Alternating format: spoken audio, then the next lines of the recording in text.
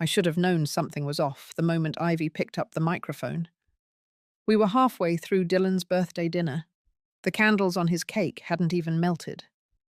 Ivy clinked her wine glass, flashed that wide, rehearsed smile, and stood like she was hosting an award show. The room hushed. My son just looked down at his plate. Then she said it.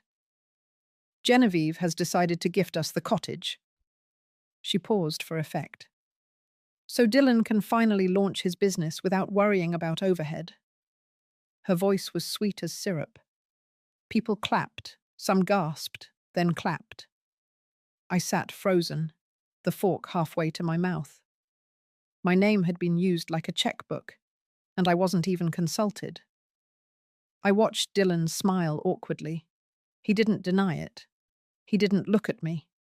He just accepted it, like it was true. The air turned thick. I reached under the table, gripped my purse tighter. My fingers wrapped around the keys. The metal felt cold, familiar, grounding. That house was my husband's legacy. He built it with his own hands after he retired from the docks. We had poured everything into it. I had buried him 10 years ago, right there under the old pine. I thought I would die in that house. Ivy wasn't finished. She smiled wider and added that I had finally realized the house was too much for me.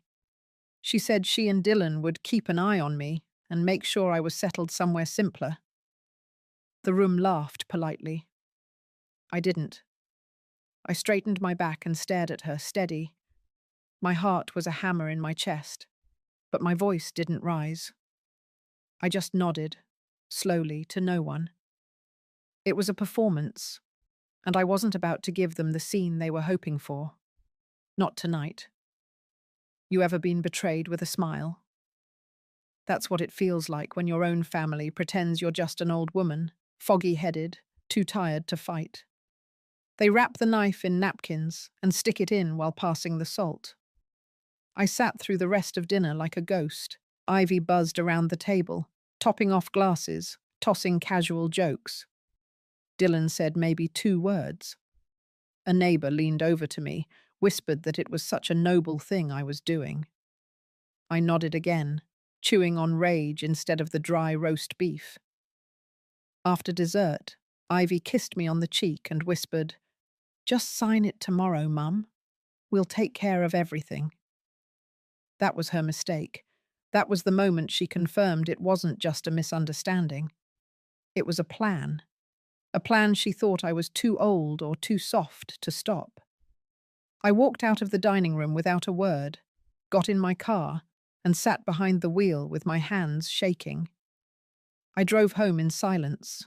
No music, no headlights from behind. Just the sound of the tide rolling in along the edge of the bay. That house wasn't just a place. It was my last piece of peace. And they were ready to steal it with wine smiles and fake concern. Let me ask you something. Has anyone ever tried to erase you politely? Because that's what it feels like when your son lets his wife rewrite your future. You don't disappear all at once. They fold you out of the photo one layer at a time, starting with your voice. But I hadn't gone quiet. I was just waiting. The keys were still in my purse. The documents were still in my safe. And the look on Ivy's face when I didn't react. That look Bubba told me she thought she had already won. She hadn't. And if you're still listening, stick around. Because what comes next? That's when I stopped being the quiet mother-in-law. That's when I started becoming their worst mistake. The next morning, Ivy showed up at my door before I had even finished my coffee. She didn't knock. She let herself in with the spare key I had forgotten she still had. She walked into my kitchen like she owned it. Her voice was soft, sing-song. She asked if I had slept well, then slid a folder onto the table like it was a birthday card. Her nails tapped once on the cover. "Everything's filled out. You just need to sign." I looked at the folder, then looked at her. She wore joggers and a ponytail. No makeup. The innocent look. But her eyes were too alert, calculating. I reached for my cup instead. She took the silence as hesitation or weakness. She leaned forward and assured me the lawyer had double-checked everything, that it was the smart thing to do. Less stress, less maintenance, and besides, Dylan would never let anything happen to me. I sipped my coffee and watched her pretend I hadn't raised him alone. Pretend I hadn't worked double shifts through his childhood to keep this roof overhead. Pretend she hadn't just turned my home into a pawn on a spreadsheet. She didn't stay long, just long enough to plant the idea and leave the pen on the table. Once she left, I went straight to the cabinet and pulled the old red binder where I kept my property records. I checked every page, date, signature. Nothing had changed. Not yet. But I knew what came next. It didn't take long. That week, Ivy insisted I come stay at their house for a few nights. Dylan called too, said he missed me, said they had set up a new room just for me. I almost laughed. The last time I stayed over, I had to sleep in the basement next to the washer. But I agreed, because I needed to see what they were trying to set in motion. The first night, my medication was moved from my purse to the kitchen cabinet. Ivy said she organized it for me. She smiled when she said it. I smiled back. The next morning, my phone was missing. Dylan told me I had left it in the laundry room, but when I checked, it wasn't there. It showed up later that evening in the backyard. No one said anything. That night at dinner, Ivy mentioned casually that I had been a bit confused lately. She said it while looking at Dylan, but loud enough for the whole table to hear. He didn't argue. She said she was worried I might leave the stove on, that maybe the cottage wasn't the safest place for me anymore. I kept chewing my food. The following day, I overheard her on the phone. She was in the den. I was standing in the hallway, behind the half-closed door. She was talking to someone about getting ahead of any mental decline before it becomes a liability. Her exact words. She even mentioned guardianship, said it was just in case things go sideways. My hands turned cold. I slipped out, went straight to my room, and packed my bag. I left without saying goodbye. Back at my cottage, I changed the locks. I drove straight to the hardware store, bought the tools, and installed them myself.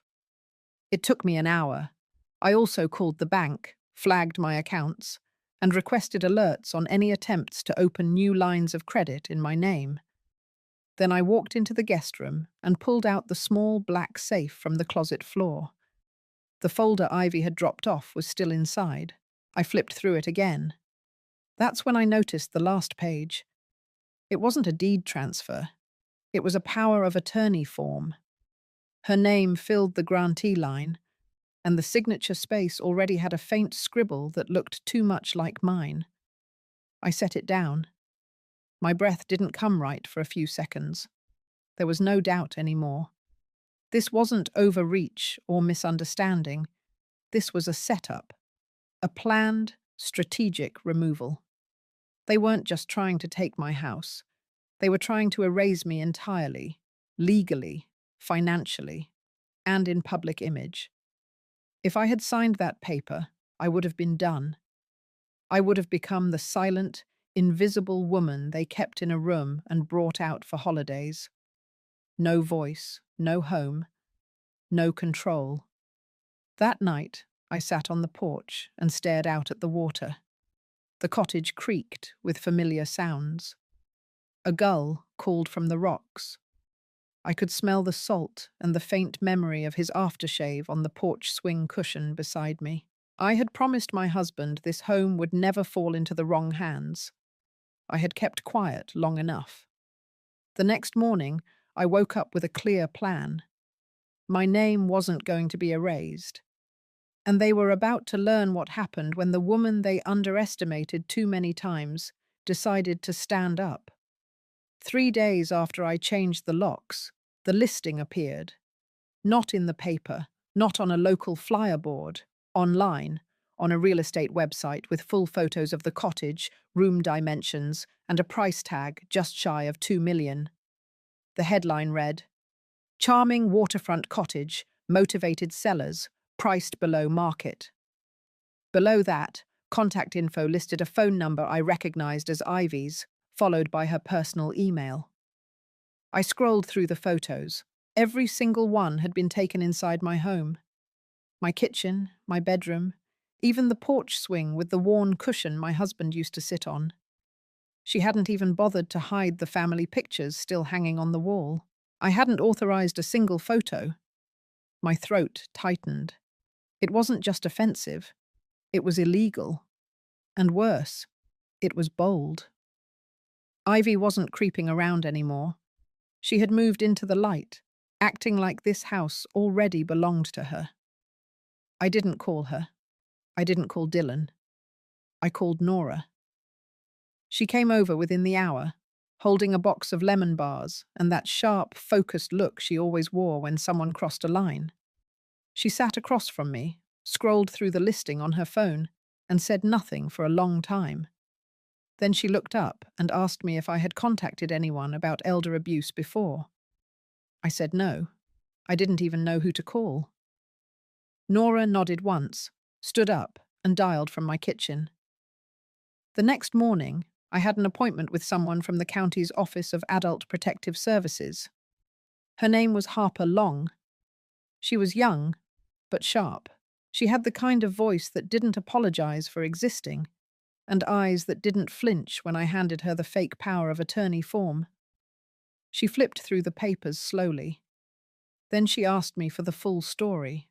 I told her everything, from the birthday dinner to the missing meds, from the way Ivy whispered things to other people about my memory, to that folder she had pushed across my table like a menu. Harper didn't say much, but when I finished, she nodded and said one thing. "They're trying to build a case that you're incapable, then they'll make it legal." That sentence hit me harder than I expected, not because I didn't know it, but because hearing it confirmed out loud that my own family wasn't just lying to me. They were trying to replace me, legally, publicly, permanently. Harper advised me to do 3 things immediately. First, notify my bank and credit bureaus to flag my identity for any suspicious activity. I had already done that, so she checked it off. Second, have the cottage deed verified by a property attorney to ensure no fraudulent transfers were in process. And third, install surveillance. She said it gently but firmly. If someone was planning to prove I was incompetent, they'd need moments they could twist. Better to have evidence of the truth than scramble to prove it later. That night, I sat at the dining room table with a small notepad and wrote down every strange interaction from the past month. I built a timeline. I included dates, places, quotes, even screenshots from the listing and texts Ivy had sent. By midnight, I had 9 pages. At 1 in the morning, I emailed the entire packet to Harper. By sunrise, she replied. She said she was escalating the case for review and would reach out to the local police if anything escalated further. But even then, I knew I couldn't rely on procedure alone. I needed leverage. I needed something that would make Ivy pause. Something that would strike where it hurt most. So I printed out the listing, circled her phone number, and made 20 copies. Then I went into town. I stopped by the coffee shop, the post office, the bulletin board outside the grocery store, and the marina entrance. I didn't tack them up. I just handed them quietly to the right people. I told them this listing was unauthorized. I told them not to call that number. And I told them I was not selling. Some nodded with sympathy. Some gave me quiet looks of disbelief. But they listened. By the afternoon, I had 3 voicemails on my home phone from neighbors asking if everything was all right. That night, Dylan showed up. He didn't call ahead. He just knocked once, hard, then waited. I opened the door. He looked tired, confused. His words stumbled. He said Ivy was upset, that someone had accused her of stealing. that the neighbors were whispering, that Harper had contacted the HOA, and now he didn't know what was going on. I stepped aside and let him in. We sat in the same kitchen where I had once taught him to count change on a Sunday morning. I didn't yell. I didn't accuse. I just pulled out the folder, showed him the form with Ivy's name on it, showed him the page where someone had forged my signature, showed him the printed listing with her contact number beneath the price. His hands trembled. He didn't say a word. He stood up, ran both palms down his face, then left without closing the door behind him. I stood in the quiet for a long time after that, and then I picked up the phone. I had one more call to make. It was time to make sure this house, and everything tied to it, stayed in the right hands. Mine. The morning after Dylan left, I didn't sleep in. I got up before the sun rose and pulled every document I owned out of the safe. The deed, my marriage certificate, my will, the trust agreement my husband and I had signed back in 1994. I laid it all out on the dining room table and took a photo of each page. Then I made copies and sealed them in separate envelopes. One went to Harper, one to my lawyer in Portland, one to Nora, in case anything happened to me. After that, I drove straight to the county clerk's office. By 10 a.m., I had filed a formal affidavit confirming the cottage was my primary residence and that I had never signed nor authorized any transfer of ownership or power of attorney to Ivy Collins or Dylan Porter. I had them stamp it 3 times.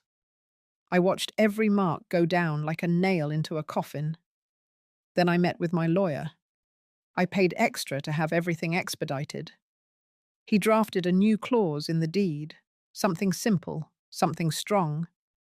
It said no transfer of the property could occur without my live, in-person signature witnessed by a registered notary and medical attestation of sound mind.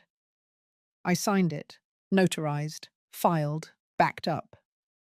By the time I got home, I had already received 2 emails from Harper. The first confirmed that Adult Protective Services had opened a formal investigation. The second contained a list of steps I could take immediately to protect myself, including locking down all online accounts, checking for any hidden surveillance devices, and reporting any unauthorized entries to the sheriff's department. That night, I slept with one eye open. The next day, Ivy returned. She didn't knock this time. She stood at the gate, shaking it like a dog trying to claw through a screen door. She yelled my name like we were in the middle of some sitcom argument. I watched from the living room window. She was holding her phone, pacing, dialing numbers. I didn't go outside. I let her sweat in the sun for 15 minutes before she finally stormed off. An hour later, Dylan called. I let it ring. The day after that, I went back into town. I met with Marta, the HOA president, at her office next to the hardware store. I handed her a packet of documents. Inside were copies of the listing, the power of attorney form, and a brief statement outlining Ivy's behavior and my concern for reputational harm within the neighborhood. Marta read in silence. When she was done, she said one thing. If Ivy attempts to claim ownership again or disturb the neighborhood peace, she will be issued a formal citation under HOA Rule 3.7. That was enough. But I wasn't done. I took a walk down the marina. Nora met me at the dock with a coffee in hand. We sat on the bench by the water and watched the sailboats drift out of the cove. Then I told her I wanted to make everything public. No more hiding, no more quietly correcting whispers. I wanted the whole truth to come out where everyone could see it. So we made a plan. Nora would help me write a 1-page flyer, clean, clear, factual. No emotional appeals, just bullet points and dates. I would print 50 copies and drop them at every mailbox in the neighborhood. The title was simple: Misrepresentation of Ownership and elder manipulation. Beneath that, I included a short timeline, screenshots, and confirmation that the legal ownership of the property remained with me, Genevieve Porter. That night, I sat with the first printed flyer in my hands and felt a new kind of calm settle in. Not silence, not fear, control. But Ivy wasn't finished. 2 days later, someone tried to break into the cottage. It happened at 2:13 in the morning. The motion light snapped on, the side door rattled, and the camera feed I had installed caught a hooded figure fumbling with the handle. The person didn't get in. The new locks held. But I saw enough.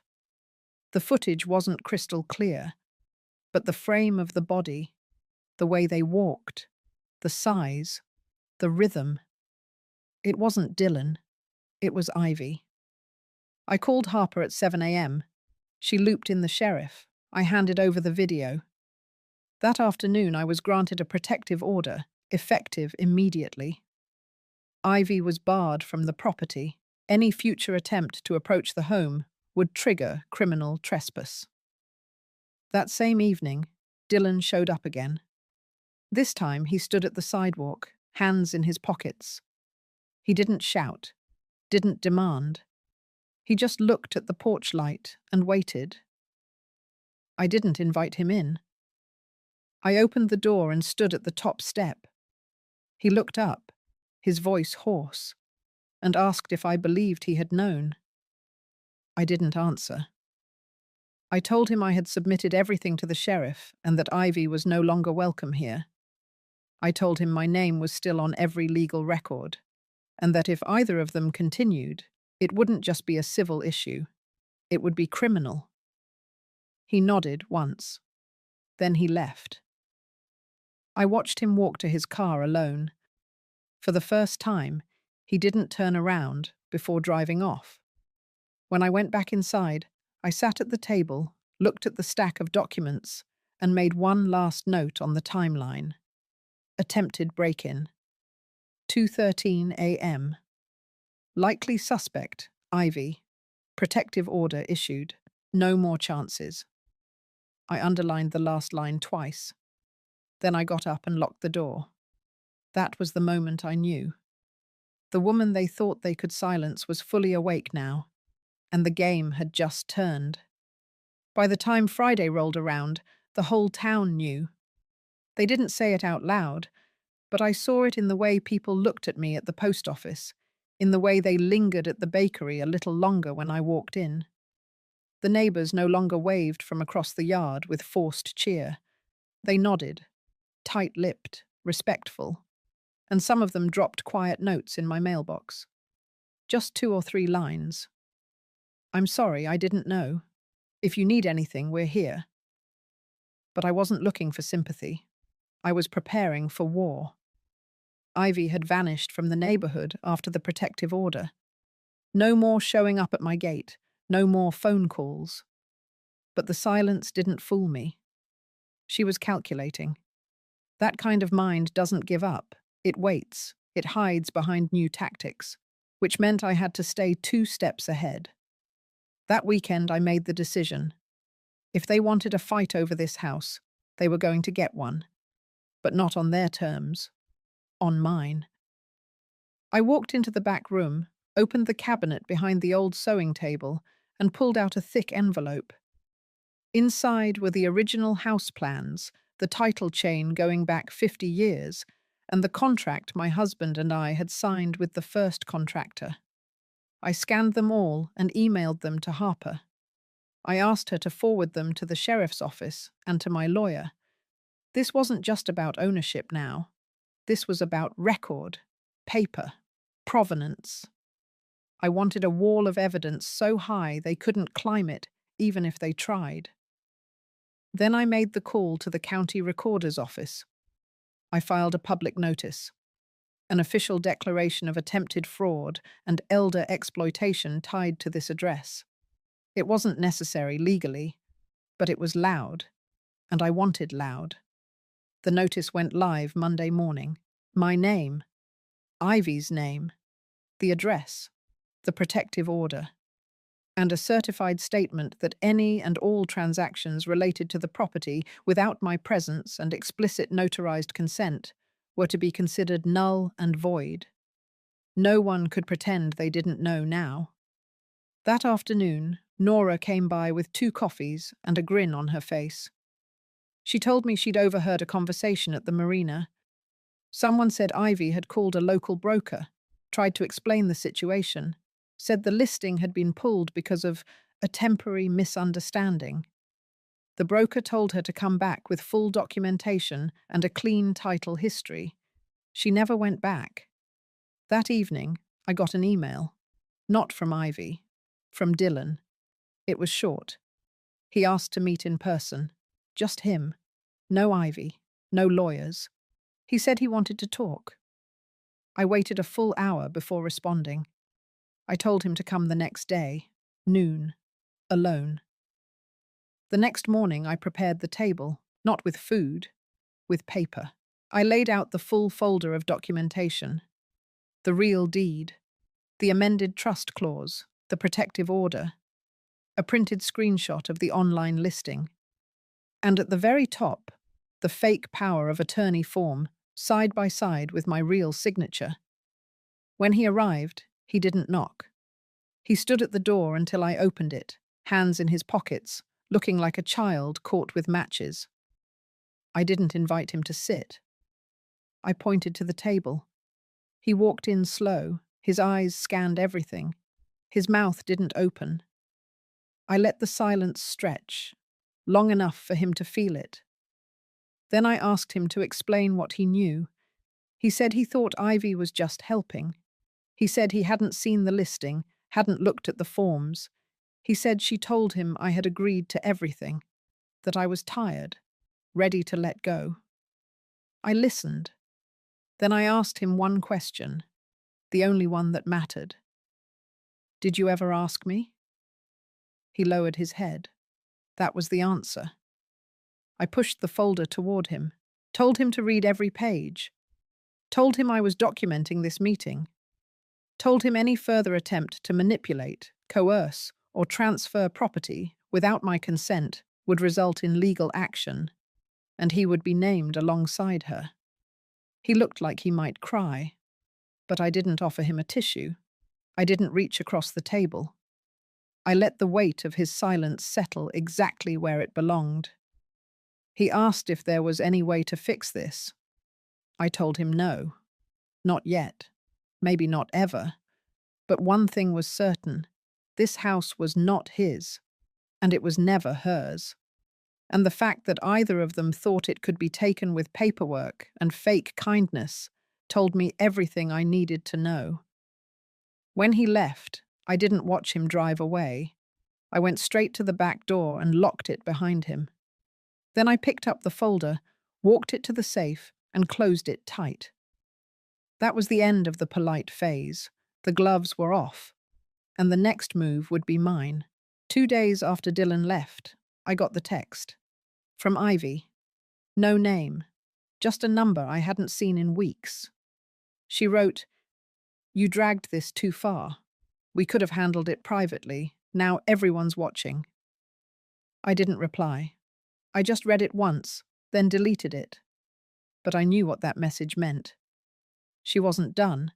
She was regrouping. People like Ivy never back down. They recalculate. If she couldn't take the house quietly, she'd try something louder, more humiliating, something meant to break me publicly. So I planned accordingly. The following morning, I walked into town and spoke with Marta at the HOA office. I told her I wanted to host a community dinner. Nothing big, just a few neighbors, a few familiar faces. I told her I'd be making the food myself, that it would be at my place, and I would handle everything. Marta agreed without hesitation. Said people were talking already. Some were confused, some were supportive. But what they all needed was clarity, and maybe a plate of roast chicken. I spent the next 2 days prepping, not just the food, the room. I cleared the dining space, brought in extra chairs, set up a small projector on the mantel, and laid out the timeline on poster board.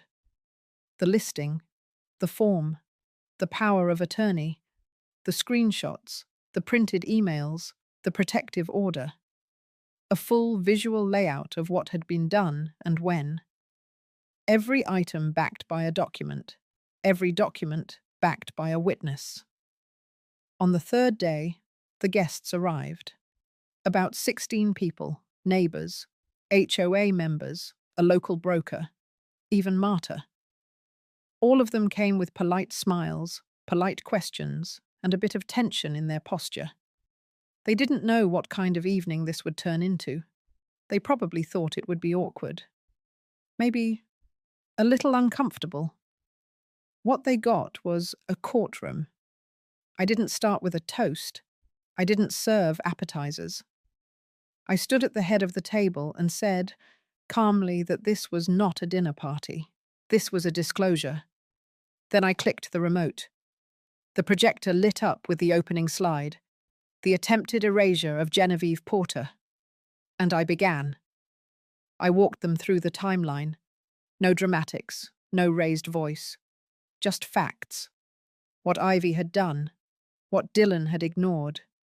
The listing, the signatures, the break-in attempt, the stolen spare key, the lies she had fed to the neighbours. Slide by slide, their faces changed. No one moved. No one spoke. I ended with the footage, the security camera clip. The one from the side entrance at 2:13 a.m., the blurry figure, the hoodie, the failed entry. I paused it at the exact frame where the angle caught the profile. It was Ivy. No doubt now. I let the image sit there. No narration. Then I spoke. I told them this home was not for sale. Never had been. I told them that I would be pressing charges if one more unauthorized contact occurred. I told them that I would not be leaving this house. Not in a month. Not in a year. Not unless I was carried out in my own time. The room stayed silent. Then Marta stood up. She looked at the group and said clearly, without hesitation, that the HOA would be issuing a public statement in support of me. That any neighbour approached by Ivy or Dylan regarding the cottage was to forward the communication immediately to legal counsel. That this neighbourhood would not enable or ignore elder exploitation again. The guests applauded, not loudly but firm, unified. I thanked them. Then I served dinner. The mood didn't soften much, but it didn't need to. I wasn't there to entertain. I was there to end the performance. By the next morning, Ivy's name was scrubbed from every local broker's contact list. Her number flagged as high risk on 2 neighbourhood forums. Dylan hadn't called. I figured he wouldn't. Not after what he saw on the table that night. But Ivy wasn't gone. She just went quiet again. The kind of quiet that comes before a final push. So I made one more move. I scheduled a public information meeting at the local library, open to all. Topic: protecting property rights and autonomy for seniors. I partnered with Harper and a local estate attorney. We drafted materials, made a presentation, and opened the floor for anyone in the area who had felt manipulated, pressured, or misled about their property.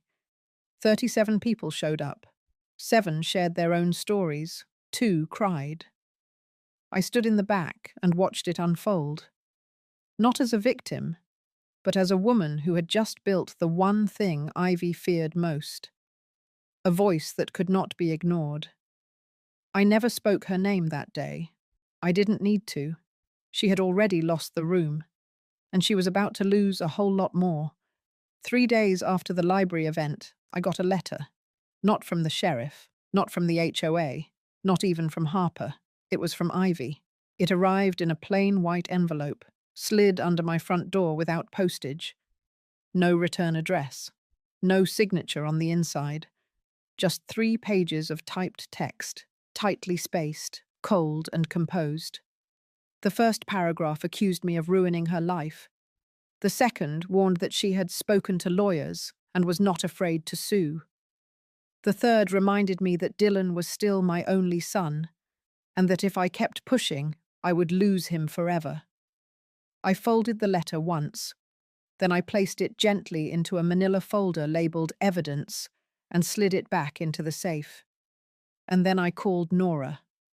It was time.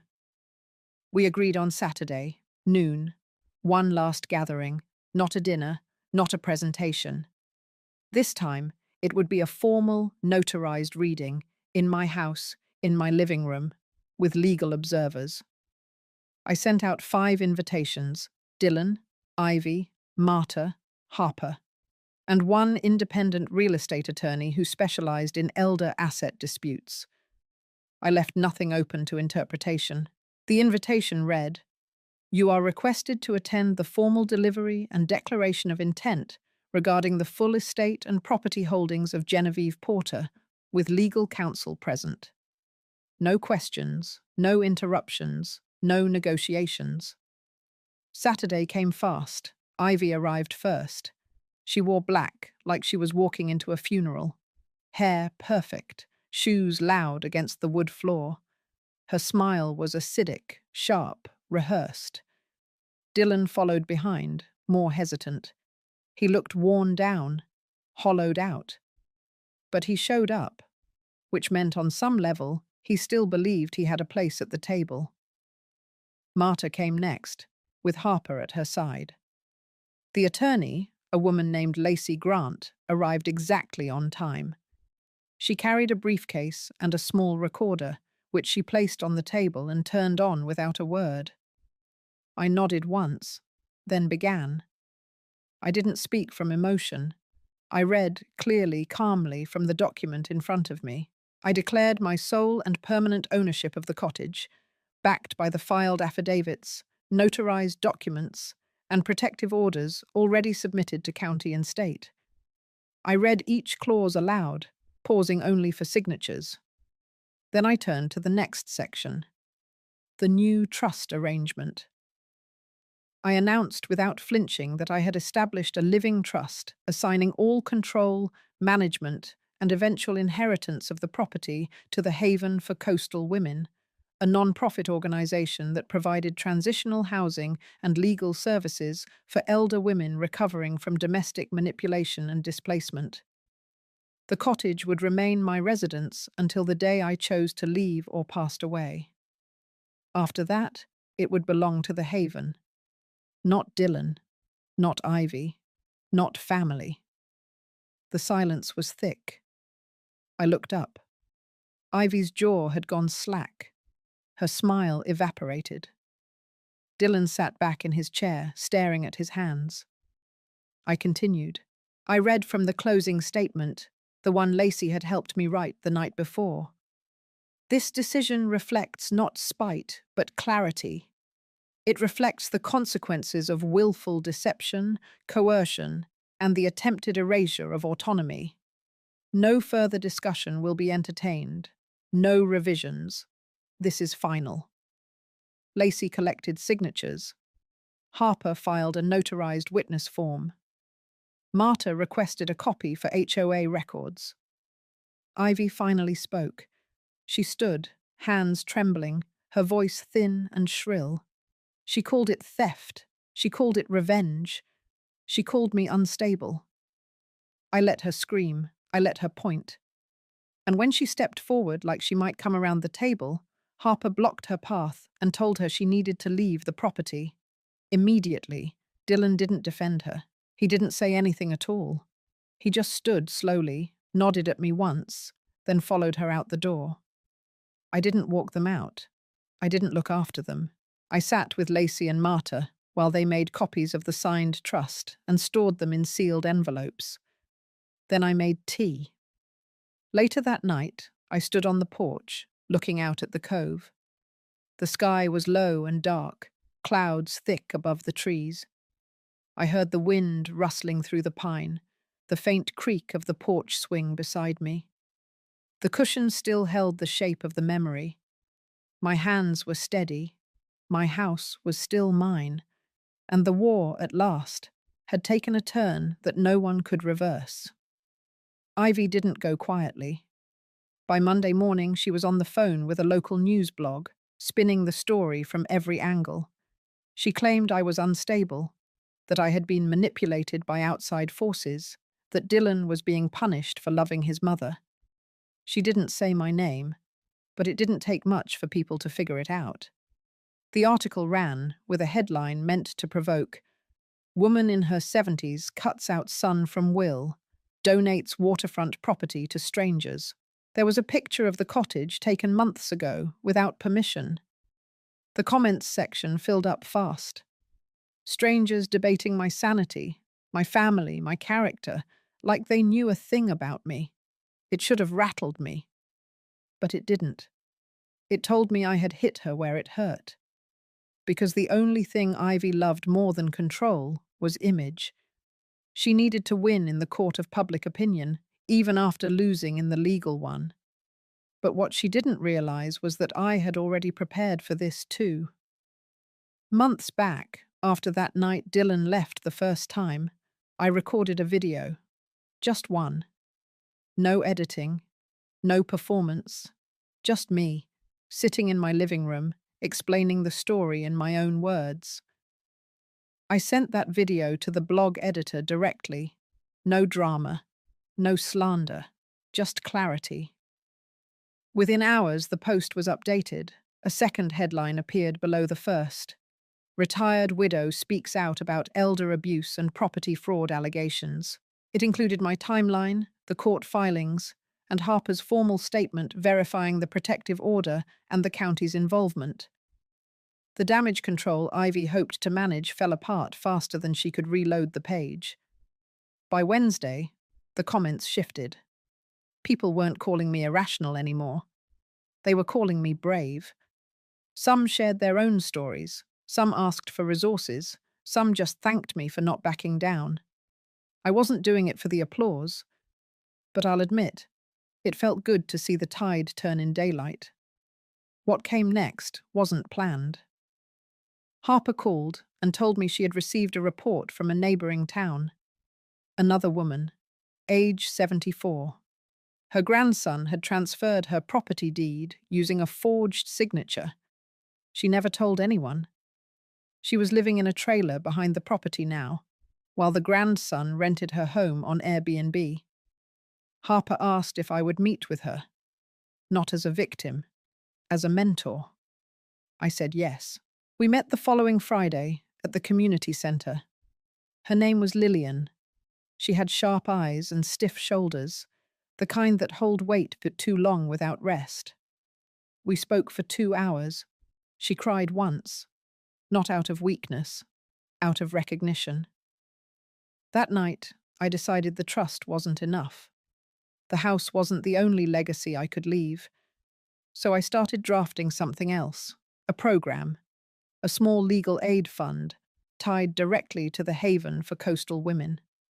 It would support legal defense and housing protection for elderly women facing family-based property manipulation.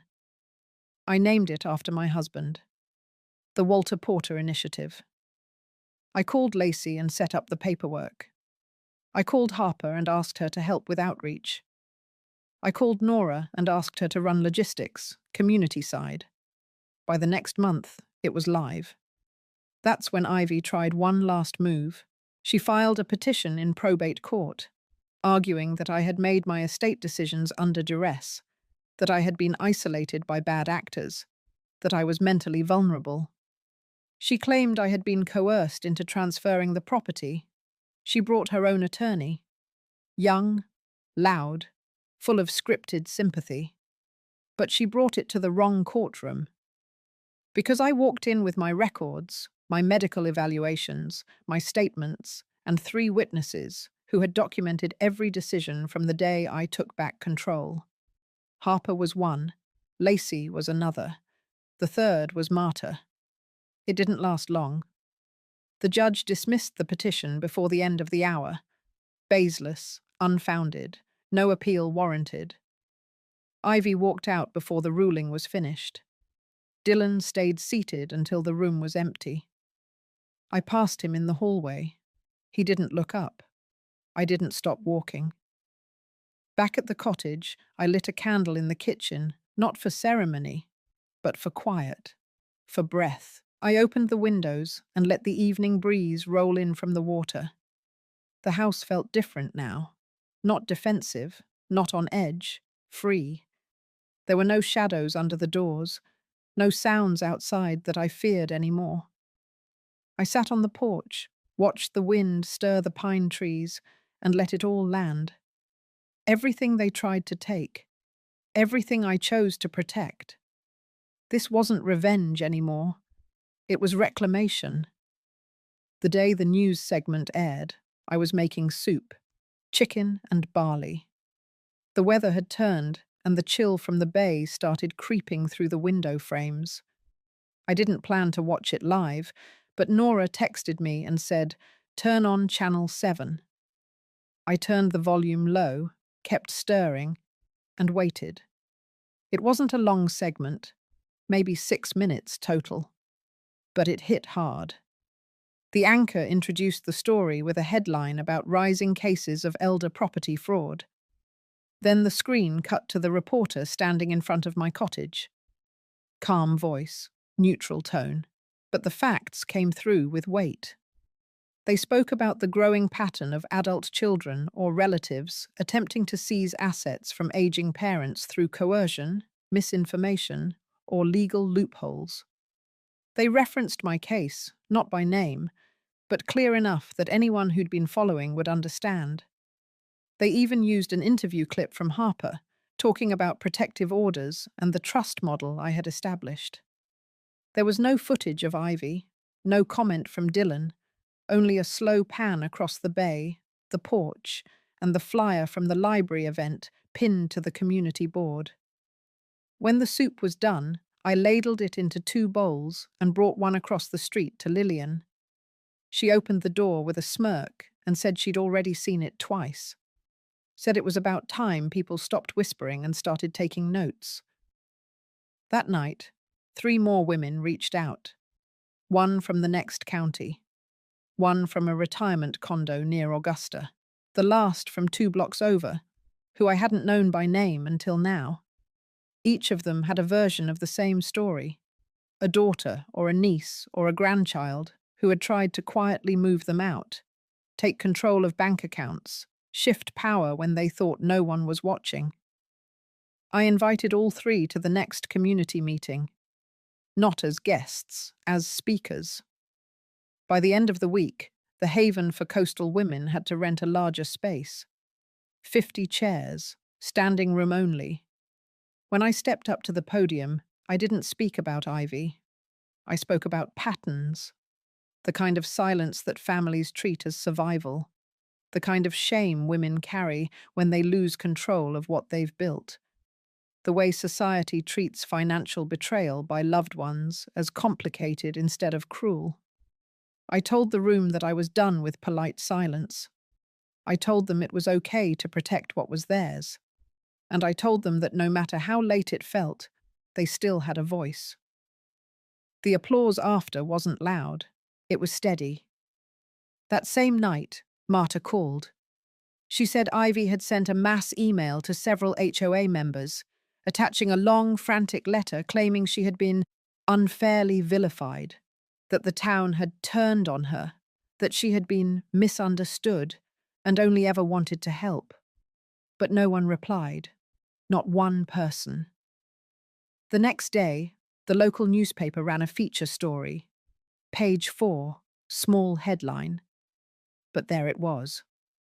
Genevieve Porter's Fight Sparks countywide review of elder legal protections.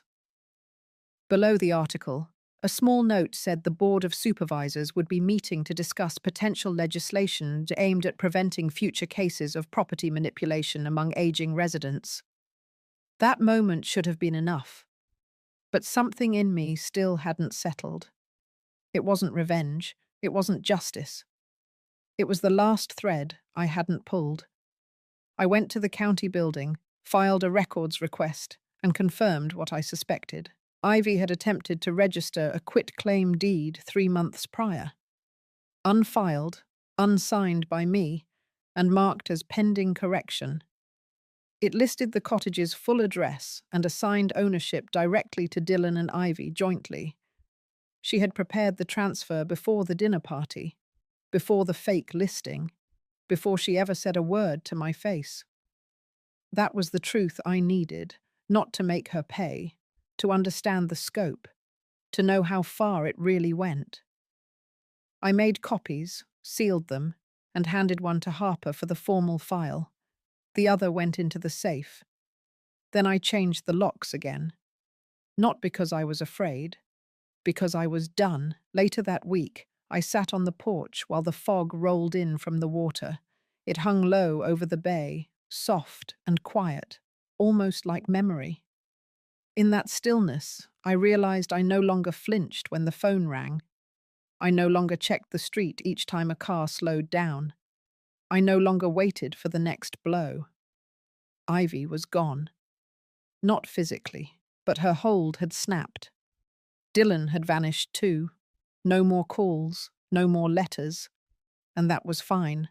Some losses aren't meant to be chased. The house was quiet again. Not the kind of quiet that feels like exile.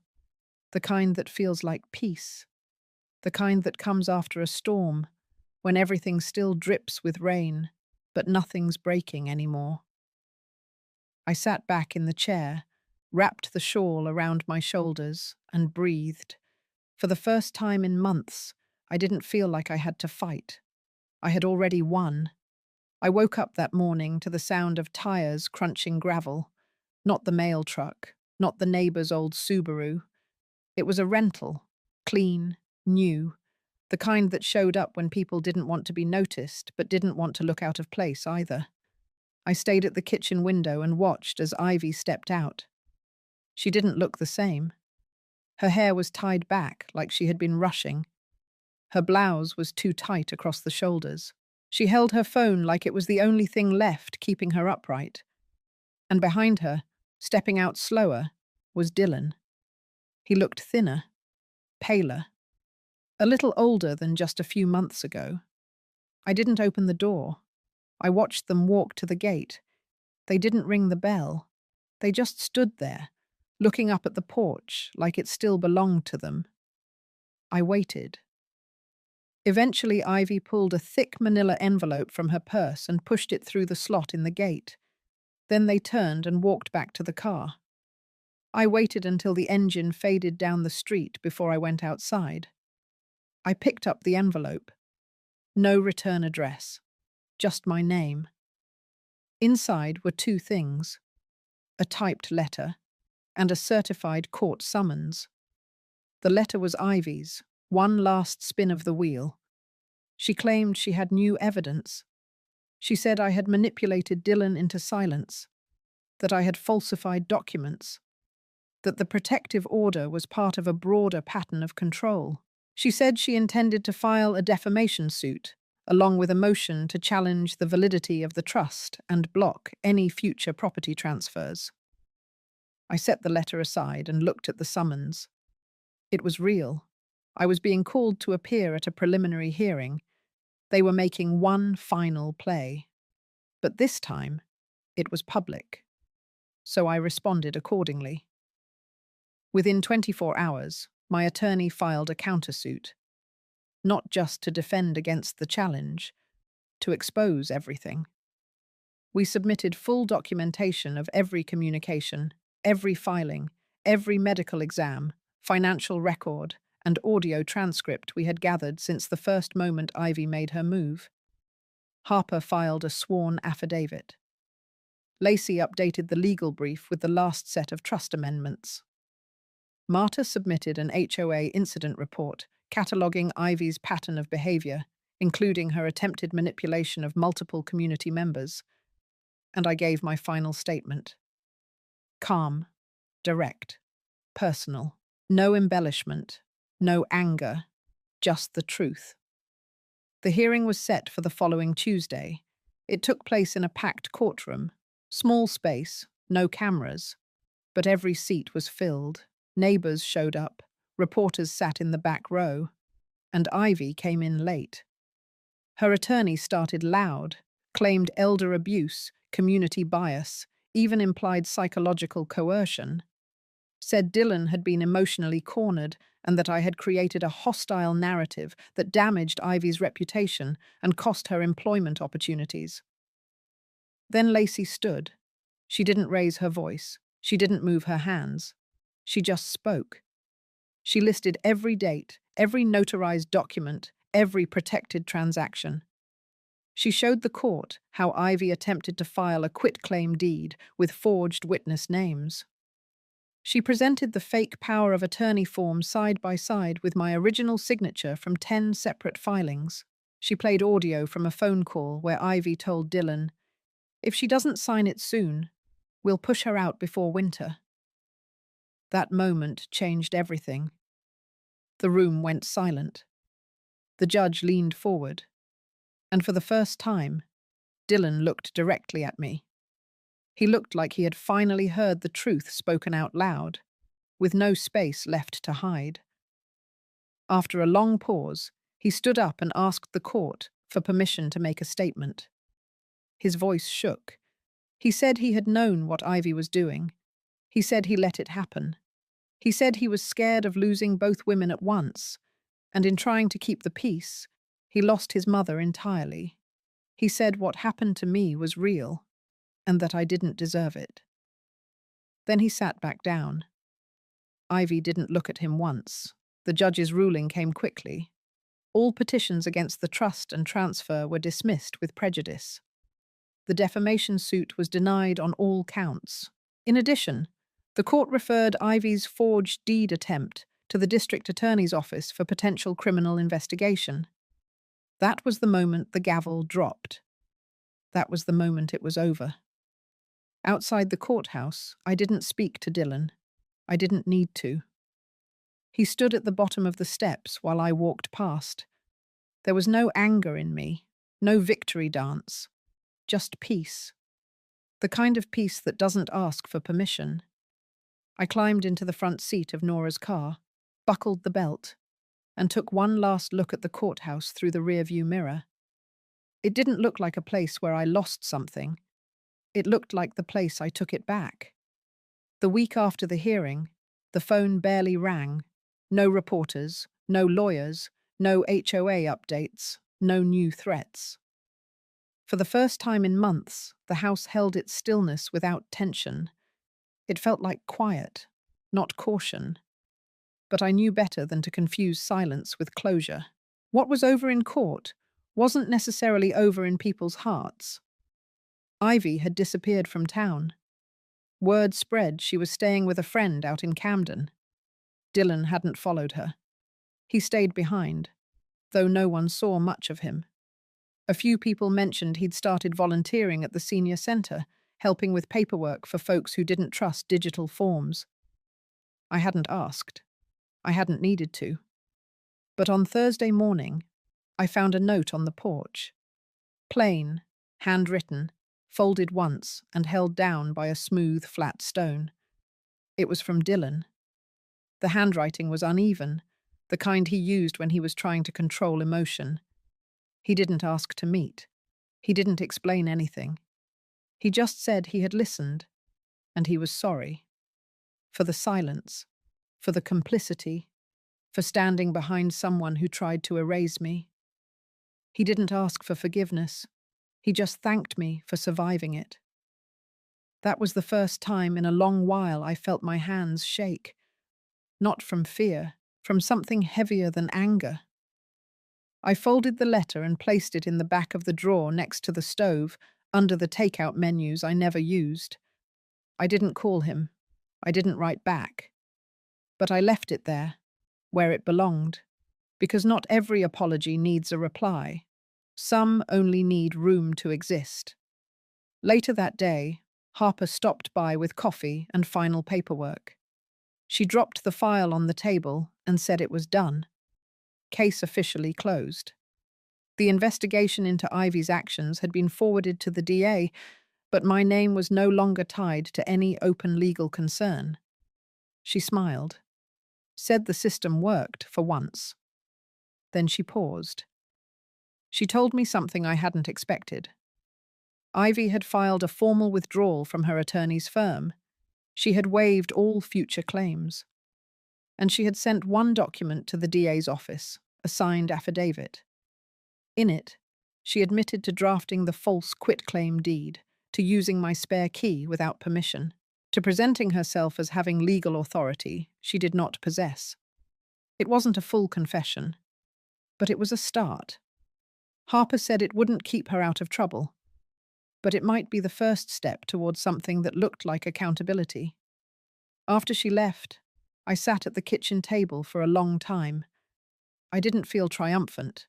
I didn't feel sad. I just felt still. That night, I took down the last flyer on the corkboard near the front door, the one from the community centre that had the meeting dates and hotline numbers. I didn't throw it out. I placed it in a folder marked with the name of the fund, the Walter Porter Initiative. There was no more need for defense. The house was mine. My name was intact. The storm had passed. But the echoes, they lingered. That weekend, Marta invited me to speak at the community brunch. I didn't want to go, but I knew I needed to. The room was packed, folding chairs pushed to every corner, more faces than I remembered, some who had watched from a distance, some who had helped along the way. I stood at the front of the room with a microphone in my hand and told them the story. Not about Ivy, not about Dylan, about what it meant to be seen only as a shadow of who you used to be, what it meant to have your name, your home, your very memory questioned because someone younger decided it was time for you to fade. I told them how hard it is to fight back without losing yourself, and how necessary it is to do it anyway, because dignity is not a luxury, it is a right. When I finished, no one clapped. They stood, quiet, respectful, present. And I felt something I hadn't felt in a long, long time. Weight, leaving. Not everything heals when the battle ends, but some of it begins to. And that is where the real story starts to change. The first snowfall of December had just begun to dust the city when I stepped out of the courthouse that morning. My coat was buttoned high, scarf tucked close to my chin, and in my chest, something had finally settled. Not triumph, not revenge, just peace. The kind that comes after a storm that lasted too long. Inside that courthouse, they had read my new will aloud. Every last word had been made public, and I had watched from the front row as Brendan's face drained of colour. Everything I once planned to pass down to him was now out of his reach. The cabins, the farmland, the investment properties, the summer house where we used to take long drives to with picnic baskets and board games. All of it was gone from his future. Instead, the assets had been moved into a foundation bearing my mother's name. A quiet woman who cleaned schools for 30 years and never had a vacation longer than a weekend. The Marjorie Whittaker Foundation for Women of the Forgotten Generation. It would provide housing, legal help, and education for widowed women over 65 who had been financially cut off by their families. The room had gone silent when the purpose was explained. A silence that felt heavier than any verdict, because the message was clear. This wasn't about bitterness. It was about repair. Brendan had sat with his jaw clenched, shoulders stiff. Kayla had kept her gaze low, her hands clutched together in her lap, turning red at the knuckles.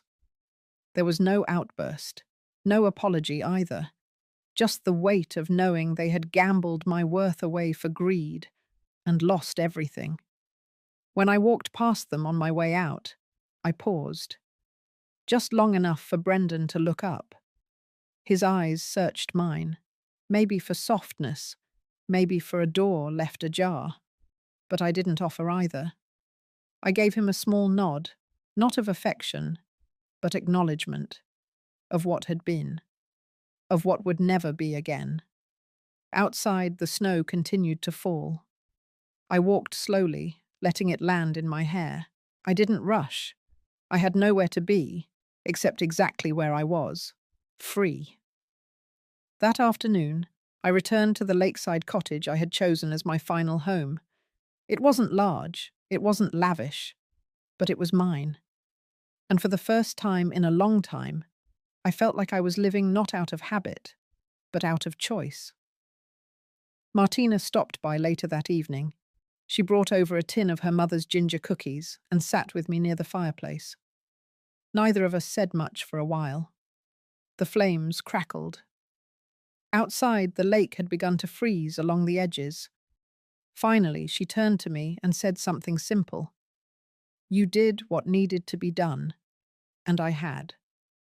Not because I wanted to hurt Brendan, but because I had to draw a line that said my value didn't end when they decided it did, that I was more than an account to empty, a name to erase, a mother to cast aside when inconvenient. We sat together until the logs turned to embers. Then she kissed my cheek and left. The next morning, I woke to a letter slid under my door. Brendan's handwriting, careful and awkward, like he had written it too many times before choosing the words. I didn't open it. Not yet. Maybe one day. Maybe never. The healing didn't depend on whether he changed. It depended on me choosing to live without waiting. I poured myself a cup of coffee and looked out at the lake, now solid white and still. I thought of all the women I had met these past few months. Women like me. Quiet warriors. I hoped the foundation would find them, help them, remind them they weren't invisible. And I hoped Brendan would one day tell his own children the truth.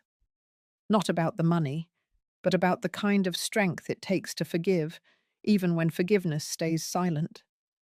For now, I let the snow keep falling. I let the world turn slowly again. And I sat there, wrapped in my sweater, with no more need to prove anything to anyone. I was not a mother discarded. I was a woman reclaimed. If this story stayed with you, maybe because you've lived something like it, or feared you might, I'd love to know. What would you have done in her place? Have you ever had to choose between peace and apology, and found healing without the closure you thought you needed? Let me know in the comments. And if someone you love has ever made you feel invisible, just remember, your story doesn't end there. Not if you keep writing it.